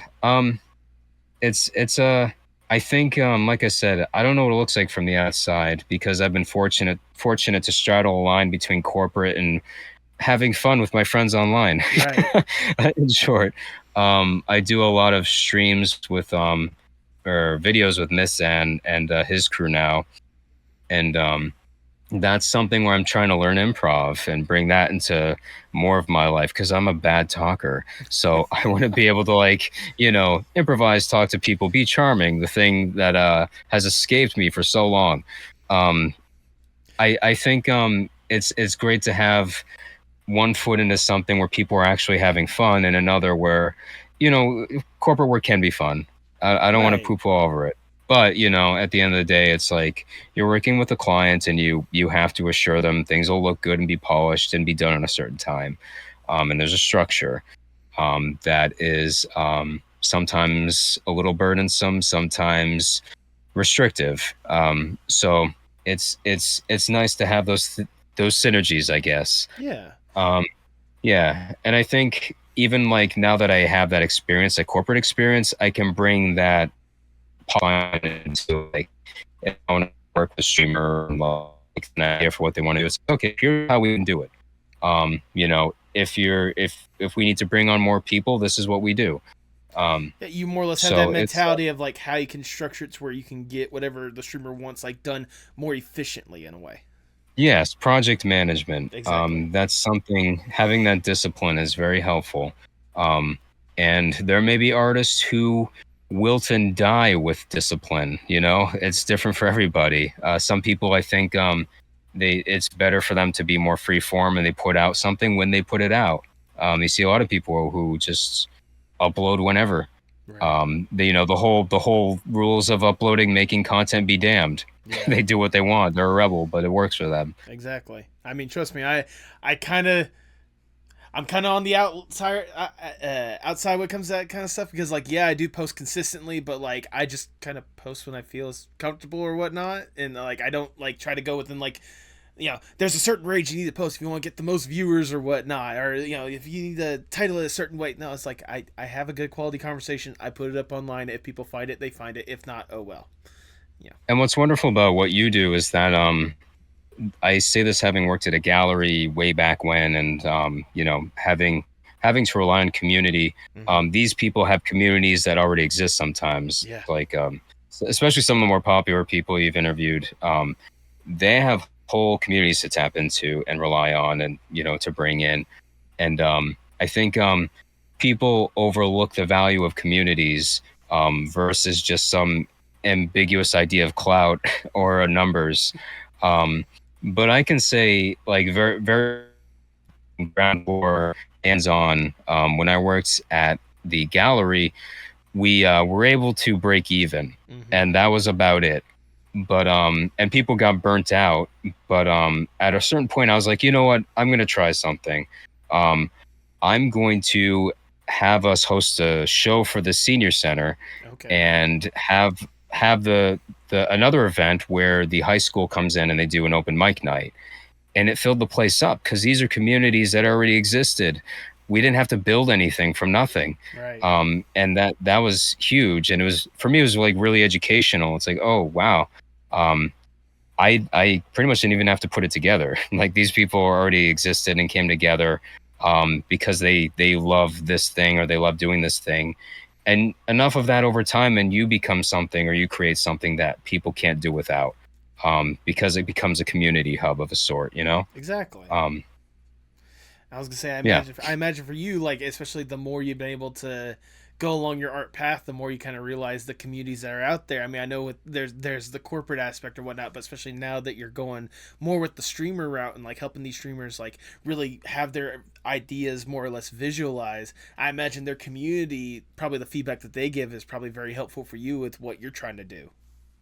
Yeah, absolutely. And I can say with mithzan's group of people, there's a bunch of different popular content creators, your pal Ross, Mm-hmm. Daresile, like I said, Red JP. They show up for each other. Like, when coming from like a corporate background or freelance, like, you show up when there's money, or you show up when there's the concept of money. Everybody here is supporting each other in the venture. Like, we all want each other to succeed. We're all doing this for fun, and we do want everyone to flourish in that sort of thing. But most of all, we're going to be there for each other. And by God, I've never seen that. So this is definitely a new dimension in my life. And some of them have even said to me, it's like, hey, let me know if you need anything. It's like, I don't know. Yeah. I don't even know. Like, I don't even know how to answer that. But they're great people. So it's definitely something new for me.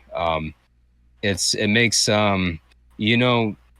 it sometimes in life, the world feels like a small place, and you feel like you've seen everything. Right. Something new comes along.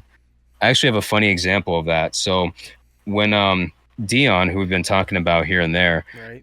when I joined a group of streamers, one of them ended up being like a long lost friend of his. Oh. Like, he hadn't spoken to me for years, and that's great. But in a weird way, it made me kind of sad, because you know what, the world is a very small place, and that limits the amount of possibilities in the world. I don't know if that even makes sense literally. But the thing that brought me out of that place was, like, I saw there was an episode of Reading Rainbow where they went into this cave with bats, and this whole ecosystem existed inside this cave where there are these bats. And then on the ground, there are these flesh-eating worms that eat bats if they land on there for Oh. even more than a second. And it's like, my God, there's this sacred place that exists in the world that is untouchable, should never be. Makes me feel better. There is more to life, by God. There is more to life. Thank God for these flesh-eating worms. That needs to be a quote. People need to put that out there. I I was gonna go with a different route with this podcast, for example. It's one of those, like, I talk to a lot of people that like come and go through here, and like there's some that I keep up with, and there's some that that they're busy, they have their own life and their own career that they need to pay attention to, and like that's fine. I mean, obviously, I appreciate the conversation at the end of the day, but like, I always I sometimes get in that kind of headspace occasionally to where I'm like, is this like even reaching out to anyone? Is this like even going to people? Is anyone really care? Kind of like how you talk about, like, especially working in the corporate world, like you're not really sure of your like digital footprint that you leave out there and Sure, whatnot. yeah. But then recently I went to my first convention. I went to MomoCon in Atlanta, and like I got to be together with a group of people that I've got to know for years because of that stuff. I've gotten to meet people that wasn't expecting to meet at the convention, that I've got to meet like throughout the years. I even got recognized by someone that knew about the podcast, and I didn't have to flash and be like, "Hey, I'm the host of the Postmodern." Like, they knew who Oh, I that's was. fantastic. Yeah, exactly. They knew who I was. I think it kind of helped that I was wearing a Postmodern Art Podcast shirt. But regardless, Oh, sure. Oh, sure. but regardless, like, it was kind of cool to like meet these people and like kind of realize, like, if nothing else, these are the people that have been really affected by the podcast, and these are the people that appreciate what I'm doing at the end of the day. It gives that kind of like surreal mental note of like, I'm actually doing something. It may not be the biggest impact, it may not revolutionize the world or anything like that, but that wasn't the point of the podcast in the first place. The point of the podcast. Sure, you want to see you're having an effect on the world through the effort you're carrying out, and it's a lot of effort. I can't imagine the editing that goes into this. I mean, at the same time, do you see how low effort my editing is? Like, the most complicated thing is like if I try to do something special, like it's very Fair. low effort. I try to just do like very simple cuts or whatnot. I think the hardest thing sometimes is either trying to record the intro and outro because I gotta deal with dogs, or trying to find the perfect photo to like go along with like the certain moment that we're talking about. Oh yeah. But speaking of pictures, and this is the thing I can plant right here or whatnot, on top of doing all this incredible stuff with the streamers, another thing that I absolutely love and admire about you is the illustrations you've been able to do like throughout the years or whatnot, especially in that kind of like classic black and white manga style more than anything else. How did illustrations become like a part of your art career? Yeah, sure. You know what, I've always done really with like black and white and very detailed, intricate cross hatching, that sort of stuff. That's always been like my strength. I can do color and all that stuff, but the black and white stuff is where that lends itself to what I can do. Right. But a lot of the work you see online is color. And most of the time it's like beautiful, bold colors. And so I did chase that for a long time, and it wasn't until the last couple of years, especially there's another artist on Twitter, Wyatt Hiroshi, Mm-hmm. and they do similar style to me too. We talk all the time, and I kind of had to come to terms with the facts. It's like, this is my strength, black and white. And I love a lot of classic manga, even if just the style. So if I focus on that, how does that work out? And I've been able to really refine that over time. That's what people look forward to. That's why, if I get any traction on social media, it's been that. Yeah. My artwork, I'm not ashamed of my old work, but it would get like maybe like 10 to 20 likes, and now it's many, many, many times that on occasion. So I guess people like to see it. I do think some of my favorite content on Twitter is seeing artists from Asia, Japan. They just do nothing but post art, and then they just disappear. They just fuck off until they start again, and nothing else. And it's like, you know what? I kind of hate Twitter in a way. Like, I don't think there's no value in me offering to say anything, because it's just going to this very toxic environment. Why am I participating? But I think I'll take up like these artists do and just share my work and see how that goes. And it definitely has been a more fulfilling experience. And now my feed is nothing but artists and, Japanese mouse Twitter, where it's just people who breed mice in Japan. And that's wow. a very common Zen environment. Yeah. I didn't realize that It's was been good. I didn't realize that was a content thing, let alone a thing in general, but that does sound zen at the end of the day. I don't think they meet up or anything. But it's like I always have pet rodents whenever I can, and Okay. they love their mice apparently, and like they take great photos, and it's like, oh man, this is great for me. I just like these pet photos and seeing the great art. Ignoring everything else pretty much, checking up on my friends and promoting them. That's about it. Yeah, that's fair. I was gonna say I know at least like for what I've been able to see with the illustrations alone, like you do a really good job. Really good job, not just with the illustrations, but just in general with your art, like really blending whatever style you're trying to go for, and especially with the illustrations, getting that like classic manga style. Like, what were some of the mangas that more or less inspired that style for you? Naturally, Akira Toriyama. And there you'll see very few similarities when you look at the style, Mm-hmm. like one to one. Rumiko Takahashi from Ranma One Half. That's one of my favorite artists. Um, my style looks nothing like hers, and again, she has such a simplified elegance with the way she draws or brushes lines. Right. She doesn't have all the detail I had, and I have tried to create my own version of that. Not to copy her style, but I love her simplicity and elegance. And again, it's just not my strength. Not that I can't get there, but I think it's better that I'm doing what I'm doing and play to my strengths where there are a lot of lines. There's lots and lots of lines and a lot of toner. Um, but those bring out the strengths of my drawing, and my ability to make creative observations, visual observations. Um, yeah. I was gonna say I know that like for me, whenever you said Toriyama, I was instantly thinking of your recreation of the meme of "This is me in paradise" with you holding the rodent or Oh, whatnot. I thought it was going to be the Tommy Pickles thing. The Tommy That's my Pickles is a good biggest. one. That was my biggest tweet ever. I'm like every other artist where my biggest post is just a shit post. I'll always dream of defeating, of overcoming. Well, I mean, with that in mind, with that being your biggest one, at least when it comes to the illustrations, do you have a personal favorite one? That's a great question. Yeah. I actually don't know. Okay. Um, yeah, if I had to think of anything, I guess I'm proud of the little cute little avatar I've created. Mm-hmm. Um, Yes. my avatar, my avatar changes. Again, whatever I'm going through in my life. When I first started making content, I had a little bird with Right. like an OPO face, the Oppo bird. Mm-hmm. If you go see my animated vlog cartoons, that's like me doing the voice and me giving like a silly perspective. The accent for that character is what they call Southie, which is people south of Boston. They have this kind of like street talk kind of way they talk. Gotcha. Yeah, it's a very big accent.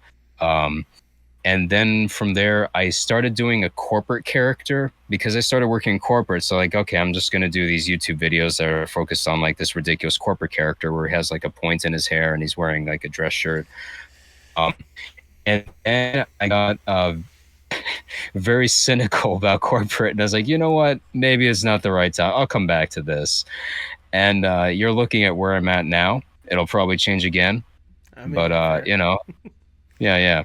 I'm yeah, I'm not very good at self-portraiture, so I guess I'm happy with where this is at right now. Right, right. I mean, I know it's a very good, simple, but yet like very expressive look at the end of the day. I was gonna say I remember the pointy haired one because I think that was the icon you had whenever you were you first started interacting with me on like Twitter and such, if I remember correctly. Yeah, So yeah. I had an ambition of doing like I did all these videos on Friday where like congratulations, it's Friday, you made yeah, it, and like one of them has like bees swarming around him, um, and he gives a thumbs up. Like yeah, I had a lot of ideas for that, but I think I'm the sort of person who can't force myself to do something that doesn't feel like it's coming from a real place. hmm So I still like those ideas. I have half finished videos from that era, but yeah, it got to a point where it's like, I don't even want to joke about corporate, yeah, that's because fair. it's not even anything against corporate. It's just it's not where my head's at. I'm reflecting right now on myself as a creator and what I want to be doing Right. as a storyteller. So having a corporate image doesn't make sense to me. That's honestly extremely valid as someone that works for a corporate, not in a corporate atmosphere, but works for a corporation, so I can understand the corporate atmosphere and understand that, there's only so much you could talk about and joke about before you just like, what am I even doing when it comes to this? It's not even funny at the end of the day. Yeah, you get to a point, you just need to be yourself at some point. Exactly. When I started, I must have felt very sturdy that I could do that for the long haul. And I do want to come back to it, but I think maybe I can't frame myself at the center of that and have it be, it has to be its own thing in a way. Right. But I did like posting on like TikTok these very weird videos of a very stiff corporate guy saying weird things and behaving strangely. Um, I think I liked how confidently I could speak as that character. Now I don't feel like doing that. Fair. Um, like I said, I'm participating in a lot of YouTube videos and trying to get better at speaking freely. So yeah, I'm just not in that place right now. That's fair enough. Well, kind of more or less expanding on kind of the art journey, or at least going back to like favorite works or whatnot, not just with the animation, but thinking in general to all the stuff you've had a hand in, whether it's a corporate thing or animated thing. Do you have a personal favorite piece or personal favorite, thing you got to work on? Yeah. So there's the revenge project I did for NASA. It's not really revenge, but so when I was in high school, I had that art teacher who said like, oh, they're not going to care about that anime stuff in the real world. Um, and like, needless to say, that's been like the crux of my entire career. But the pinnacle of that, I think, was when I was working with NASA in 2022, and they needed like these promotional videos of hey, we're gonna have one of our employees, take get this ticket, and then it's gonna show them in a virtual world because it's a virtual conference, Right. and we need you to depict that virtual conference. So naturally, I went with an anime style, and like I got to do an anime project for NASA, which sounds very silly and abstract, but it's like, hell yeah, what a weird thing. Yeah, it's out. So correct um, me if I'm wrong. It's called Imagine Aviation, correct? yes, Imagine Aviation. Yes. It's like their yearly conference, and they're always trying to one up the previous year. So it's fun to be invited back, and it's like I don't know what they're coming at me with. It's genuinely new, insane space age technology, um, and to be able to like explain, depict, be part of that is kind of really something else I probably can't even process now. Um, I was gonna it's say. exciting to see.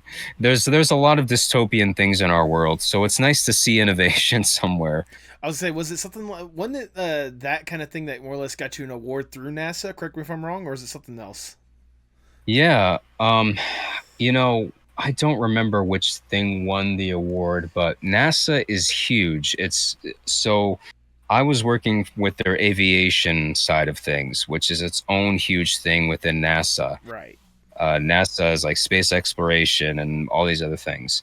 And within that, there are different teams creating media. Mm-hmm. Within that huge system, our team won the award for like building everything for that conference, videos, presentations, those previews I mentioned with the anime style, um, everything that went into it. Um, and like, again, coming in from the outside, I didn't know any of that. I just thought like NASA, they just send satellites out. I don't know. They're in Florida. They launch things, objects of some kind. Right. So yeah, to find out it's like this whole other ecosystem or series of ecosystems within the NASA umbrella was like that I had no clue. Um, Again, the world is sometimes a bigger place than you realize. Um, yeah, that was one of the awards. I think another thing I won was like for advertising. When I worked in that motion design studio, I made so much stuff. I Mm-hmm. don't even know what won an award or not. um, so I couldn't be proud of it one way or another. Um, I mean, so regardless, I would say thinking back to the NASA thing, like you could go back to that teachers be like, you'll never get anything from the drawing an anime style. You could literally showcase. I got awarded by NASA for drawing like anime. What do you from say about anime, that? you can't say shit. um, It's yeah, and they're very encouraging for me to. They trust me. Right. Um, when I first got there, they they have an internal media team I was working with because, like I said, they can't just grab people to bring in. You have to go through a months long background check, security Right. clearance. Right. Um, so like they had this media team. And they're like, all right, we're gonna do something kind of cartoony, kind of silly, kind of fun. And for me, like I think part of it was like they kind of been in this NASA bubble so long that they kind of didn't realize, hey, people might be coming for a NASA experience. Right. They want to be in awe. They want to see human stories. They want to be like I think the wonderful thing about something like NASA is like these are human accomplishments. Yeah. So you can hear people talk about growing up and wanting to do this or that, some amazing thing, and they actually get to do it. We want to hear that. You know what I mean? The other thing about humor and doing it that way is humor is very subjective. It's very hard to get everybody, and especially with NASA, you're going to get people of every age, from whatever generation. So that's in a situation where corporate or government work, where I was able to jump in and say, "Hey, why don't we try this?" And they actually went with it. Oh They wow. said, "All Okay. right, yeah, sounds great." And the other part of that is with, to be honest, a lot of the stuff we watch, advertisements, presentations, a lot of it uses stock footage. Yeah. Um, and if you're building something that's a bit more serious and you have a time crunch, which NASA did, you can go to that stock footage and drop that in and clean it up, color correct it, make it look professional. There's no shame in that because if you do that, you can make something that looks polished rather than building something from the ground up that you don't finish. So that's something, again, working in corporate, I learned shortcuts for time management and, how to make sure something gets done and envision a timeline in my head. Like, I still use, if you look at my animation, I'll have like effects and stuff like that. Sometimes I'll be texturing footage on top of that. That's something I learned working in corporate. Rather than building like, a visual asset, like I can do effects in After Effects and make these lighting effects and so forth, but it's not always practical. Right. If you're looking to, do something and it still looks great, and unless they have an encyclopedic memory of stock footage like I now have because I see this shit all the time. Like I was watching a commercial on Amazon Prime, and I recognized the song. It used to be in one of my reels. That was in one of my old animation reels. Right. So it's like you just start, the matrix breaks apart, you start seeing this shit everywhere. The pharmaceutical commercials, stock footage where Yeah. people are smiling and happy running with their dogs. It's like everybody's doing this stuff. But to the viewer, they don't know. And especially if you're not taking credit or, using it improperly, it's fine. Right. So that tangent is, yeah, I guess I'm done with that tangent. Fair enough.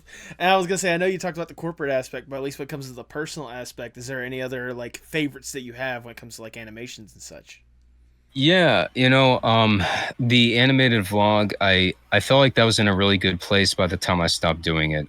There's a Valentine's Day one, which I'm still proud of, and I like showcasing it. It's all done in Flash, but I still think it's Okay. in such a simple, crude style. It holds up. And the ones I did around that time, I think there's one about, I think, paying for college. Mm-hmm. I don't know why I did that, but that was pretty funny. Um, Because we all have that because struggle, okay? I guess that's true. Yeah. Um, yeah. The animated vlog, the Death Note one, I think holds Yes. up pretty well, and that's Flash too. Okay. I think what the stuff I'm doing now, like I keep bringing the stuff with JP, and I guess the Lethal Company animations. Everything is on. Like I try to make sure things get done kind of on time. Mm-hmm. But the fact that like I got to recreate the train background from Spirited Away and figure out, okay, so these handles are gonna swing, so this is how I'll animate those, and the light is gonna work like this, and recreating something that's so memorable to people, and then putting Donkey Kong in it, Mm-hmm. crying, and JP live action, like again, like I never know what the next project is going to be. And I've been really happy with the outcomes so far.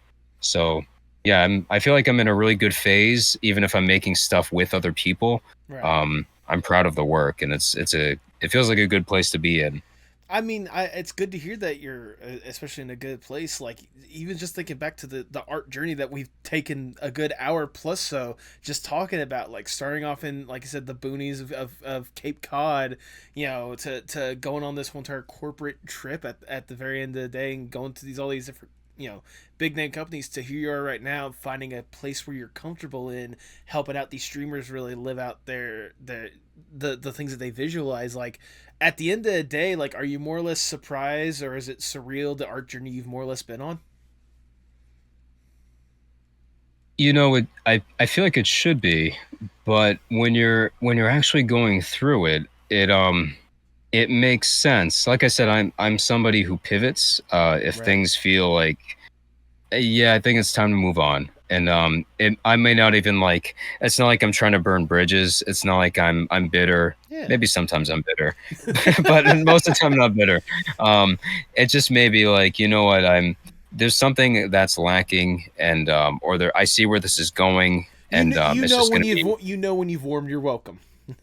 yes, yes, yes, or the thing itself has, Yeah. and I think I'll get to a point now where I'll want to pivot again, but the relationships I have now are some of the strongest I've had as a creator. So I feel very hashtag blessed to be in a current spot. Um, what was the question? That just does it feel surreal, or like, how does it feel to be on this art journey so far? Yeah, it's really just, I think just a lot of like deciding what would make me happy or what's right for me. So, like I said, I went to LA and talked to those writers. Right. I could have gone down that path, and maybe it would have worked out. There's been a lot of points where I could have made a totally different decision, and I might still be going down a different path. Mm-hmm. So it all is leading somewhere. Um, it's like this. It's like if you ever see those like get to the end of the maze puzzles, it feels more like that. Right. But when you're going through that, you don't know what next turn is coming. You don't. You just know that like, oh, okay, this is appealing, and you know, part of it too is that these things can take time. Like I was making silly cartoons as a teenager, and I didn't know that would lead to corporate work, but it did. But Right. that was years of animating, and like I don't know if I was an adult or any other person, maybe it's like I need to make these animations with this goal in mind. But I was just, for whatever reason, in a headspace where I was just making cartoons because I thought I could and thought they were funny. Yeah. And fortunately, that worked out for me. Um, Other people may be like, I'm going to make cartoons so I can get an animation. But for me, it's all been kind of serendipitous. But a lot of work and thinking and strategizing and seeing what I see in the world and like reacting to it, if that makes sense, That any sense at all. that honestly makes a lot of sense. At the end of the day, you're just kind of, you're carving your own path, and you're just going where it more or less leads you. And like it, like I was joking about with, like, the conversation alone, like, when exactly, or at least you've, how should I word this, you have a good sense on when it's time to realize, like, take a turn and do something that will benefit at the end of the day, one way or another.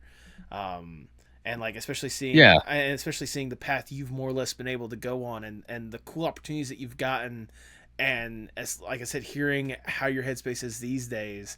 I mean, I think you've done a pretty good job so far, if I do say so myself. very kind of you to say. And like I don't always have faith that maybe there's been branches so it's like, well, I wonder if I did this or that. Right. But you make the best decisions you can at the time.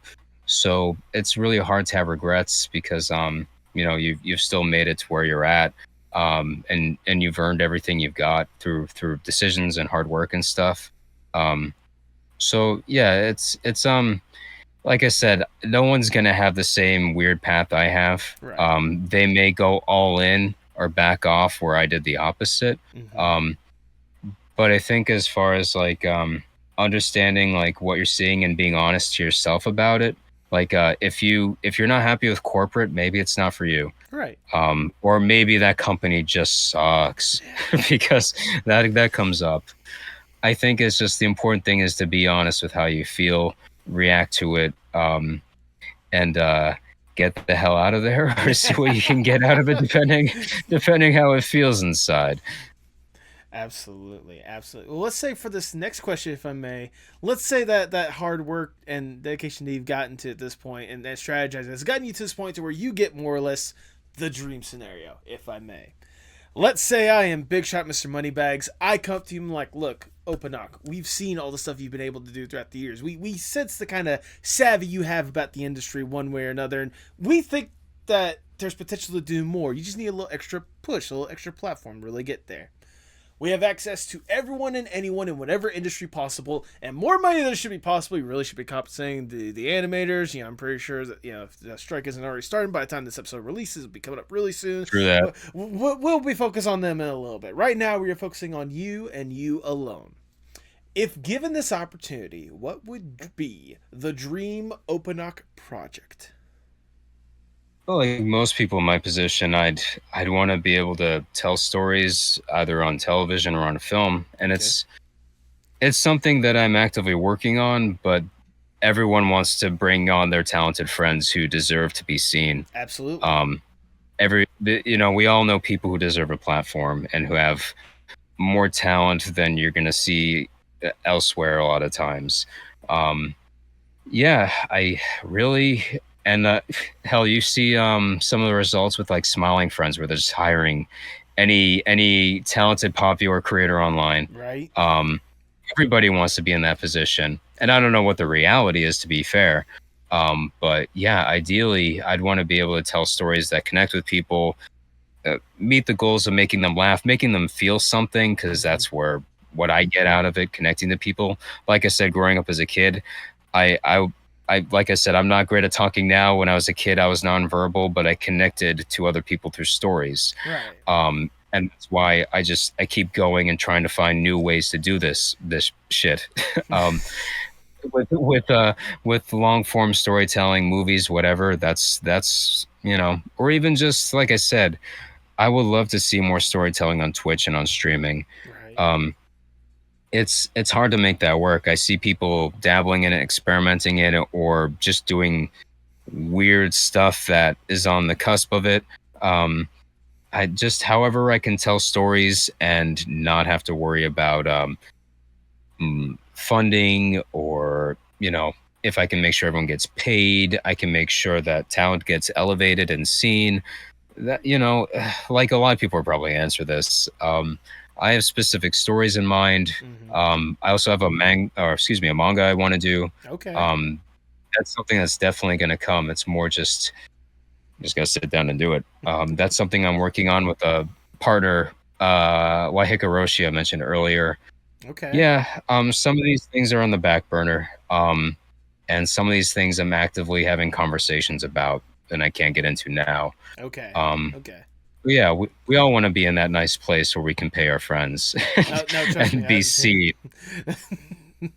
I have actively thought about this question. Obviously, asking all the people. My ultimate dream is to like just create like basically a studio space or a space to where people can just come up to me, and if I love their ideas, okay, let's get this thing funded, or let's start working on it, because I know that there are incredible people that have incredible concepts, and they just need that like I joke about with this question, but like they need that extra push, extra platform, that little bit to just kind of be like, take the next step, we'll go from there. I know in the corporate world it's a lot more complicated than that, but like in my dream scenario, just having that place in the first place for my friends that are doing incredible stuff to be able to go forth, that's all I could ever hope for. So Sure, yeah. I've been putting in like dipping my toes into producing for other people. Like there's an artist I'm representing who just had a show was in a show in London. Oh, cool. And was just part of a mural in Amsterdam that just wrapped up. So I'm just starting because I'm kind of in a position where I can start helping people in some ways like that, and why wouldn't you? Yeah. If you can. Um, but to be able to do that for everybody, like I said, the streamers I'm lately talking to and interacting with, they're able to do that within that ecosystem of YouTube and Twitch and stuff, and it's very encouraging. This does exist in the world. I want to assure everybody Mm-hmm. that there are people who create and foster that environment. It may take you years to find it, but it exists. And I working with you talked about Rubber Ross or Rubber Ninja Yep. earlier, and that's been another group of there's a whole Discord server of insanely talented people, and Oh they're all yeah. very supportive. Yeah. um that's also been a blessing as well.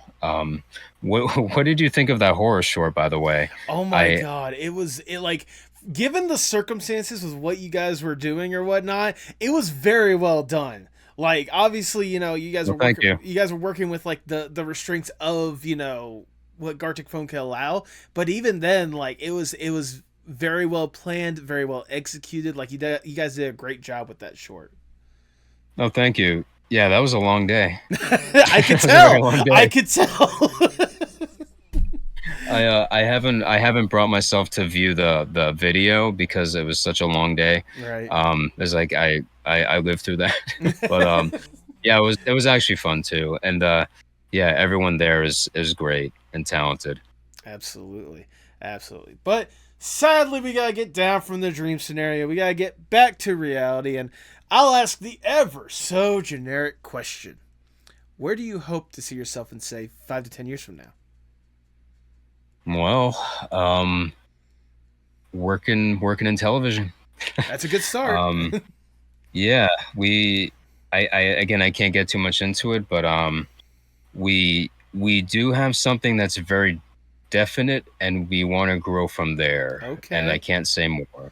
Yes. Fair. Um, it feels like I don't want to get excited about it until it's out in the world, Right. because anything can happen.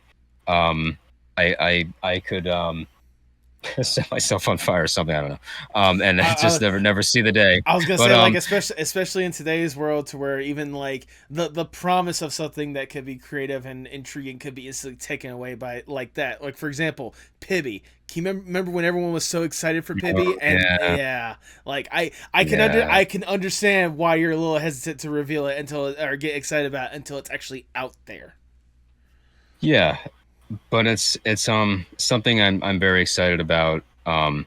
It's something for at a point in my life, I'm happy to actually be invited to something. It's like we like what you do and we want you. Yes, And I was able to bring someone else on board with the same premise. Like, we need your skills. Please, for the love of God, help us. So we can make this work. Um, so yeah, I to be working in television, or at least if it comes and goes to have had that experience, because like I said, anything can happen. Um, but yeah, to be able to do that and get artists involved. Um, like I said, it's been great seeing what Smiling Friends can do, to actually see a lot of artists on the internet are just not seen on television, and they deserve to be, or not seen by a broader audience, and they deserve to be, like some of the people we've mentioned today.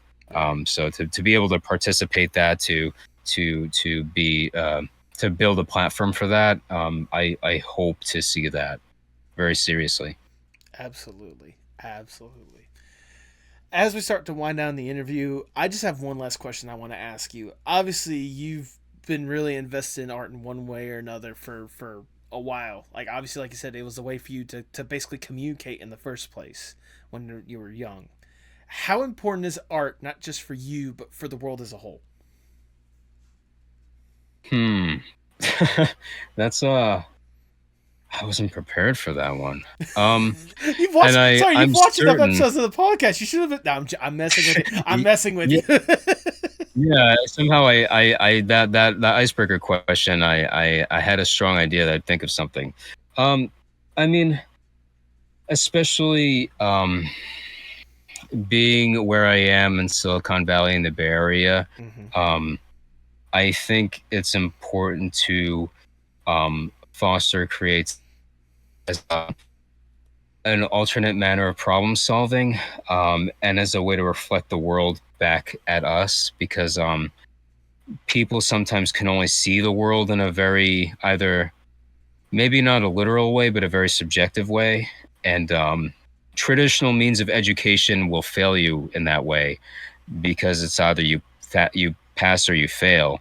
But to give people something that has to be interpreted, that is personal, um, that's contributing something all new to a conversation, that's changing perspectives or offering new perspectives.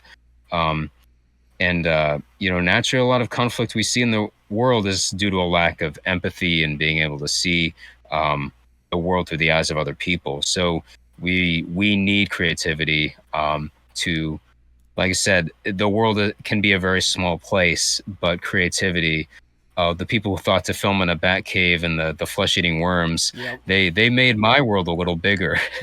um, so, outside of the prosperity of flesh-eating worms and bats in caves, I think seeing the life experience of other people, being able to have people experience that, is integral to everybody's survival, um, and getting out of this hell world we've built, where no one does that. No, I'm just kidding. But I think a lot of the art I really like is coming from an unconventional place, but still with the goal of building empathy and compassion. Right. Absolutely. I think that is fantastically worded, if I do say so myself. Um, Thank you. that is all the questions I have for you, Opa. I've already showered you with a lot of praise, but I'm gonna show you a little bit more because it's my podcast. I do what the fuck I want at this point. Um, no, but like I said, ever since from the start, whenever you first gave that love and support for the podcast, I have loved and admired what you've been able to do. I mean, ever since our good close personal friend, good old Super D really made that connection for us in the first place. Like I cannot help but I may not be the most active, but like I have always loved and appreciated what you've been able to do, and I appreciate your love and support at the end of the day that you gave back to me. It was one of the things that really helped drive this podcast when it was first starting out. Seeing Wow, what, I yeah, really appreciate that. oh, absolutely. I mean, it that early support really let me know that there are people that truly did love and care about this stuff other than myself. And to see that you yourself, really in this art field, really putting out some good quality stuff in one way or another, whether it be the the personal animations that you did, or being in the corporate world and doing all these incredible stuff for big corporations, to realizing that wasn't what you wanted to do and to go back to the streamers and have fun with them and being in that good headspace that you are now. Like, it's an incredible journey. I'm thankful that you allowed me to be a part of that journey, just by talking about all this stuff, because your story, while it not everyone might be able to relate to every single aspect of it, I know there are some people that probably have that kind of headspace at certain points in their career. Or maybe they're beginning and they're trying to figure out, how crazy and wild it could be. I appreciate you taking the time to be here and wanting to let people know, like, again, your unique experience. And I sincerely hope that what you hope for it really gets out to the people. I hope that you continue to do incredible stuff, because the stuff you're doing, especially right now, I cannot help but love and admire, and I'm excited to see what more there is. So, as someone that wants to give back the fandom for the fandom that you've given to me, keep up the awesome work. You're doing a fantastic job. Thank you for what you do. Thank you for putting yourself out there. And I'm going to be rooting for you every single day. I'm going to be rooting for you for as long as you decide to go down this path. For as long as you want to do this, I will be there every single day. Thank you for what you do. Well, I really appreciate that. Same to you and all the things you said. I pre- I appreciate those kind words that I guess I said to my no, I said to The you. things you said. The things I said. Now, if people want to know why exactly I've been gushing about you for the past hour some odd that we've been recording or whatnot, go ahead and plug your stuff for the people at home. Sure. Yeah. You can find me as Oponok MWL on Twitter or X or whatever you want to call it. I call it Twitter, but go on. Oponok is taken by an account that's been dead for years, so I'm Oponok MWL. I am on, gosh, where am I? I'm on everything else as Oponok. And yeah, just follow me on Twitter. That's fine. Fair enough. Fair enough. I also forgot to ask this question a lot earlier in the episode. Where did the My name? God. Yeah, so where did the name Oponok come from? It was in OC as a little kid. Oh, So okay. it was a character I made up, but it's just a really easy name to type, so I've just kept it. And everyone calls me Oppo now, Yeah. which is funny. I because I'm so I'm interacting with people online pretty much more than in person now. Everyone's just calling me Oppo more than my actual name. What I what I will say about my name, so my real name I go by MW Leitzel. My first real name is Mark. Okay. The reason I abbreviate it is when I was starting to do fine art, I would pitch myself as Mark Leitzel and they'd spell it wrong. To me, that's Um, disrespectful. It's disrespectful. So for me, I was like, well, what if I just say MW and they just think, oh, this is some fancy guy from Europe. I can't spell this wrong. And you know what? It worked. It worked. Changed the whole perception of what I brought to the table. that's some like 1,000 IQ play right there when it comes to the fine arts world. I'm really trying. I told you I'm really trying out there since the beginning. Hey, you know what? I can certainly see that then. I can certainly see it now more than anything else. Um, do you have any Thank you. do you have any final words before we sign off? Keep on trucking. And with that, all I've left to say is for the people at home, pay your artists. Do that too.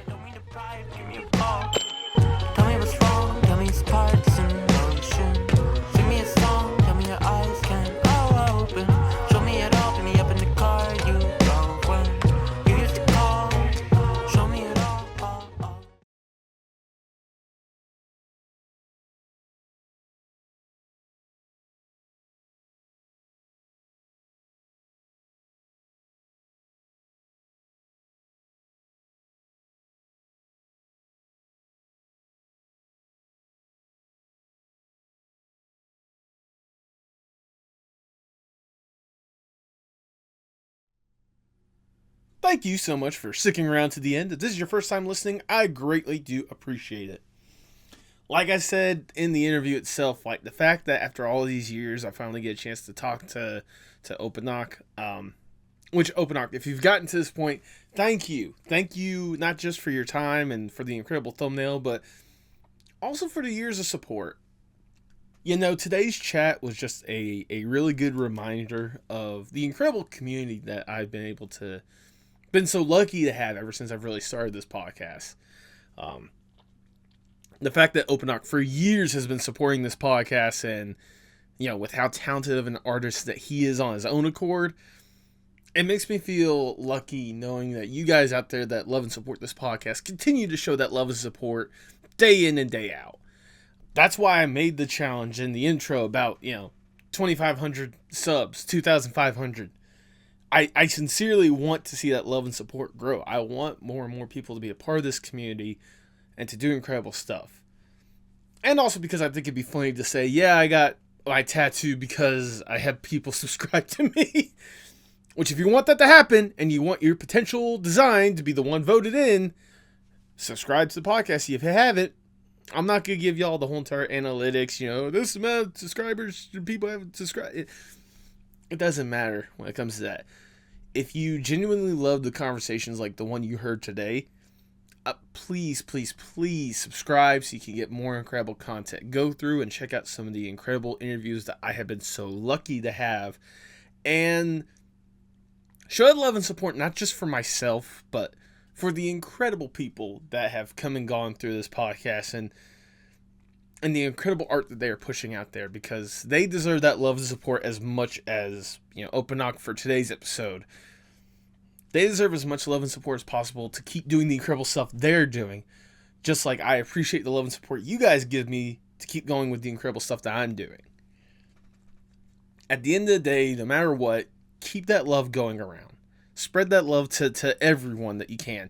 Show that love and support for them. And really, at the end of the day, let's just help everyone grow.